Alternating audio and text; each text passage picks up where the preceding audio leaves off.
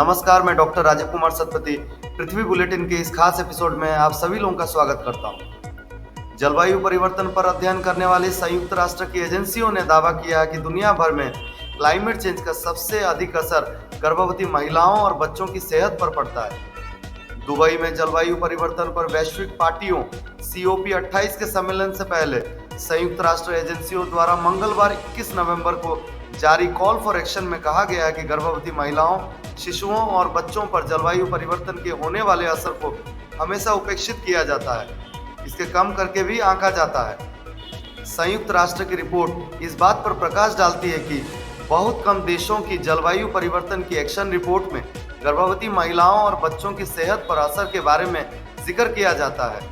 इस रिपोर्ट में दुनिया भर में कार्बन गैस उत्सर्जन कम करने और बच्चों और महिलाओं की सेहत के लिए सुरक्षा उपायों पर जोर दिया गया है।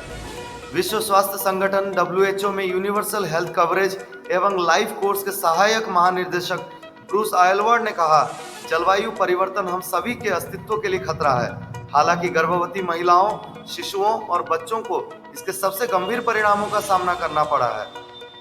उन्होंने कहा, बच्चों के भविष्य को जलवायु परिवर्तन के खतरे से सुरक्षित करने की आवश्यकता है। इसके लिए आवश्यक कदम उठाए जाने की जरूरत है। आयलवर्ड ने इस बात पर जोर दिया है कि वर्ष 2023 में जलवायु परिवर्तन के नकारात्मक असर की वजह से कई प्राकृतिक आपदाओं का सामना करना पड़ा है। इनमें जंगल की आग, बाढ़, लू और सूखा खास तौर पर लोगों को विस्थापित होने के लिए मजबूर कर चुके हैं। फसलों का नुकसान हुआ है, जबकि पालतू जानवर मौत के साए में रह रहे हैं। उन्होंने कहा है कि लगातार बिगड़ती हवा की गुणवत्ता और अत्यधिक गर्म होती दुनिया में हैजा, मलेरिया और डेंगू जैसे घातक बीमारियों का प्रसार बढ़ा है। ये संक्रमण बच्चों और प्रेग्नेंट महिलाओं के लिए घातक है। यूनिसेफ के कार्यक्रमों के उप कार्यकारी निर्देशक उमर आब्दी ने कहा, बच्चों के शरीर और दिमाग प्रदूषण, घातक बीमारियों और मौसमी प्रभाव के प्रति विशिष्ट रूप से संवेदनशील होते हैं। जलवायु परिवर्तन की एक्शन रिपोर्ट में इन चीजों को नजरअंदाज किया जाता है। होना यह चाहिए कि दुनिया भर में गर्भवती मां और बच्चों की सेहत की सुरक्षा के लिहाज से ही उपाय किए जाने चाहिए। संयुक्त राष्ट्र एजेंसियों की शोध से यह पता चला है कि जलवायु परिवर्तन का असर मां के गर्भ में ही शुरू हो जाता है।